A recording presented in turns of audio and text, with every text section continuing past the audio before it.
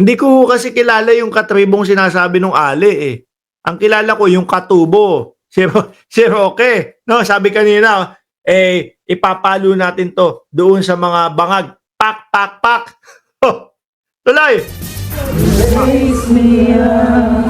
Sama-samang nagsindi ng Meron na namang padasal na naman.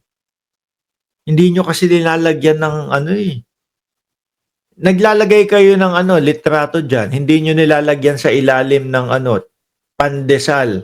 Hindi nyo nilalagyan ng pansit. Hindi nyo nilalagyan ng soft drinks. Tsaka yung ibang mga prutas doon sa harapan ng litrato ng dating Pangulong Duterte. Tapos 2 kandila. Para pakinggan kayo mismo. 'Di ba? May padasal ulit, kandila, nagdasal at nagsikanta ng mga taga-suporta ni dating Pangulong Rodrigo Duterte para sa isang buwan na niyang pananatili sa kulungan ng International. Kumbaga, eto mga kababayan ay 30 days, no? 30 days, hindi 40 days huwag kayong dyan. 30 days ang sabi ko. Kaya sila nagpadasal kasi 30 days ng dating Pangulong Duterte doon sa ICC. Okay, gets na namin. 30 days pala. Criminal Court dito sa The Hague. Ginawa ang prayer vigil sa tapat mismo ng ICC.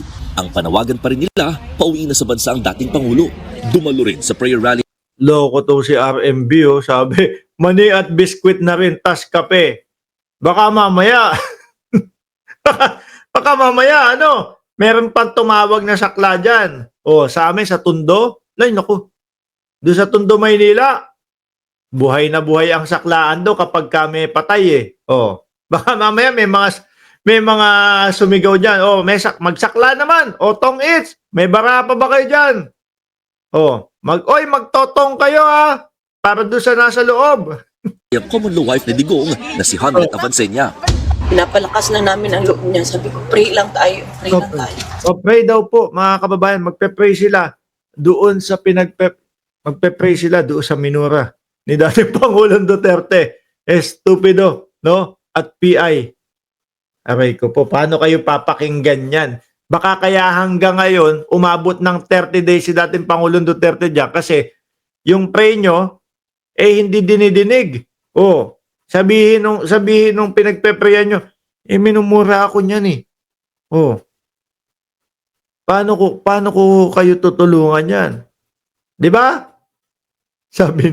Sabi ni Nora's Diary, death anniversary ba yan? Uy, wag kong 30 days lang. Ikaw naman, kaya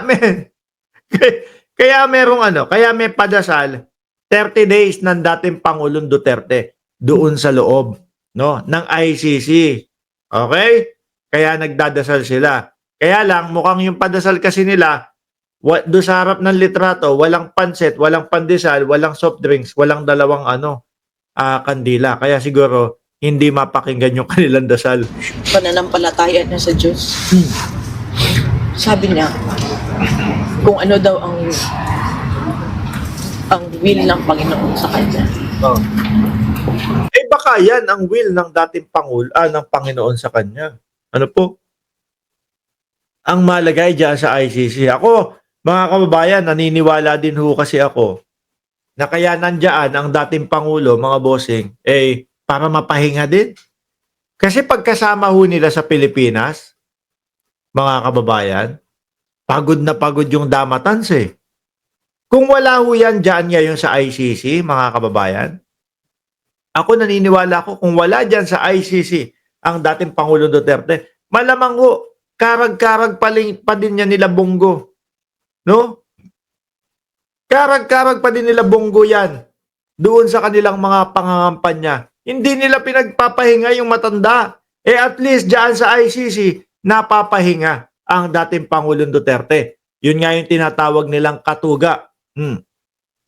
Ano yung katuga? Kain, tulog, gala. Yun nga lang, yung gala sa likod lang ng ICC. Ano pa din, kulong pa din. Miss Supladita Yuri, sabi niya, late na ba sa live, Boss Mark? Good morning po, watching from Hong Kong. Hindi. Nag-uumpisa pa lang tayo. Diba? Tuloy. Ayun lang. Ang simpleng hiling dungay ni Hanilet, konsiderasyon para sa 80 anyos ng dating Pangulo. Awa na lang, miski wag yun na lang aluhin. Huwag nyo na lang respetuhin. Awa na lang. Oo, wag na lang daw respetuhin. Hindi po kasi pwedeng ganun, ma'am. No? At mukhang napakalabo pong pagbigyan yan, madam.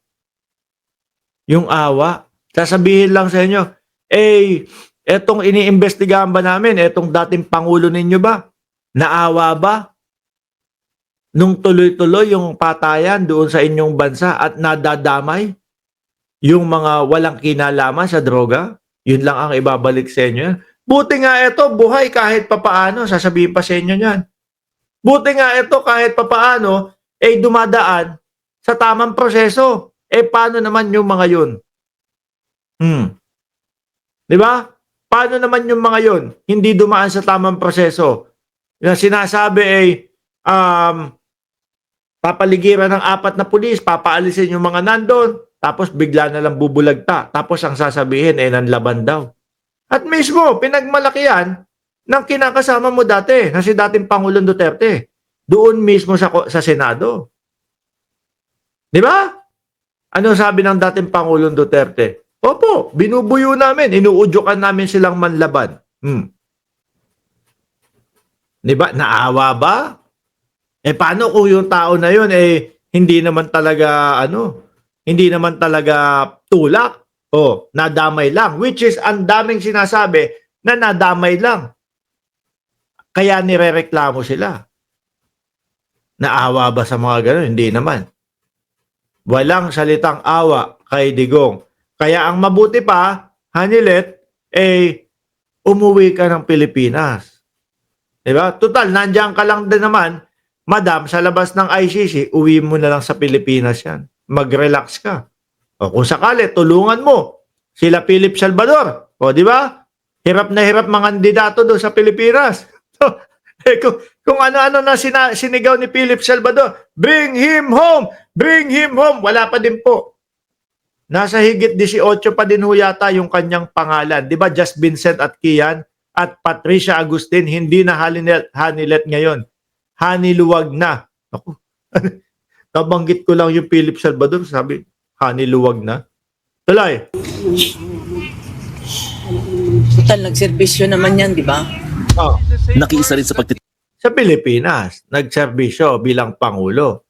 Pero ang tinitingnan ho dito sa investigasyon, yung mga nagrereklamo at yung inirereklamo sa kanya. Yun ang tinitingnan dyan, hindi yung pagsiservisyo.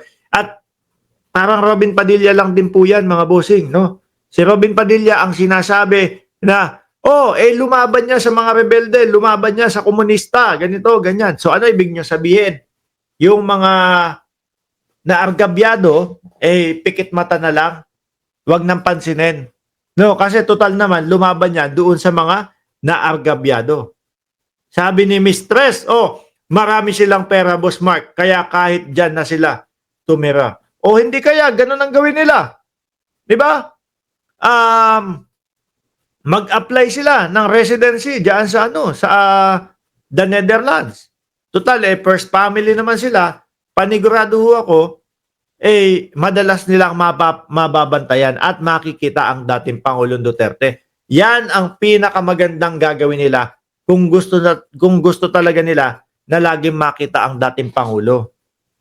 Di ba, mga bossing? Kasi yung pagpapalabas, malabo ho Imposible ho no? Sabi ni Wisely 12, Mateo 12, pero kung may juice at biskwit, bulsa ko yan, boss. Mag-uuwi pa ng kape. Tapos biskwit. Yung nasa ano ba yung ano yung ibig niyong sabihin na biskwit? Yung nasa lata na square? Yung ganon. Dati patay ang lola ko. Kung di ako nagkakamali, bumili ako noon yung nasa lata, yung malaki, yung ganyang katangkad. Bumili ako noon 3 dahil nga yun yung ipapakain doon sa mga sa mga patay. Di ba? Hindi ko sinasabing patay ang dating Pangulo, ha? Kasi syempre, kapag ka nakita mo na madaming bisita at madami na nandiyan sa labas ng ICC, ang bibilin mo yung malakihan para tipid ka. Yung square na malaki na ganun. Tapos may pabulaklak na ganun. Di ba? Para tipid eh. Kung maliliit ang bibili mo dyan, konti yun. Oh, di ba? Uulitin ko hindi ko sinasabi na patay ang dating Pangulong Duterte. Pero sinasabi nyo kasi, dahil nando sila sa labasan, at may padasal-padasal, ang sinasabi ko, bumili nung malaki, yung square. Di ba, Sir Tony Ninobla? O tuloy. Tipon ang iba pang mga kaalyado ng dating Pangulo, gaya ni dating Executive Secretary Salvador Medialdea na ngayon lang uli humarap sa publiko matapos ma-ospital at sumailalim sa medical heart procedure. Nandun pa din pala si Medialdea. Talagang hindi iniiwanan. Pero yung Bunggo, mga kababayan, ando na sa Pilipinas, umaarte pa din. Yung bato, hindi, at least si Bunggo, nagdala ng yun, pizza pie. Di ba? At least si Bunggo, nagdala ng pizza pie yun. Si Bato de la Rosa, talagang tuluyan na talagang tuluyan na pinatayan ng cellphone sila ni Bato de la Rosa. Nagyayabang si Bato, naalala nyo? Sabi anuhan ko to, papasyalan ko tong si dating Pangulong Duterte doon sa ICC. No? Kung hindi daw bago mag-eleksyon or pagkatapos ng eleksyon. Naku, Bato, wag mo nga kaming bulahin.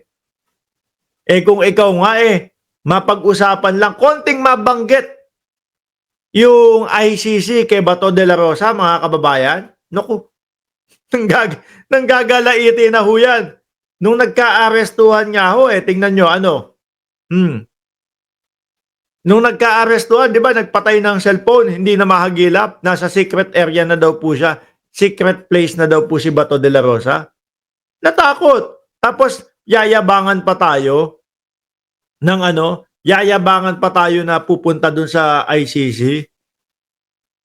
Baka iniisip niyan, pupunta pa lang, naku, baka hindi na ako makabalik Sabi ni sabi ni Rolando Guerrero, suled!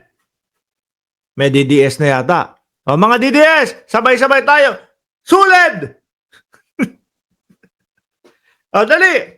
Nasaan ba yung mga DDS dyan? Sabay-sabay tayo. Kayo dyan sa comment section. Ako dito, Suled, Duterte pa din. Ganon, ready? 1, 2, 3. Suled, Duterte! Ganyan. Si Kian, tawa na tawa.